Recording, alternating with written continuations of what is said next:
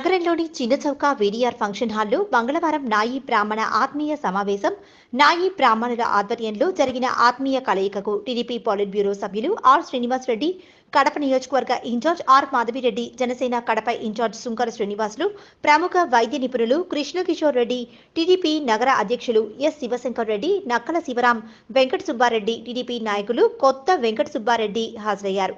ఈ ఆత్మీయ కలయికలో పలువురు నాయి బ్రాహ్మలు టీడీపీ కండువాలు వేసుకుని పార్టీలో చేరారు.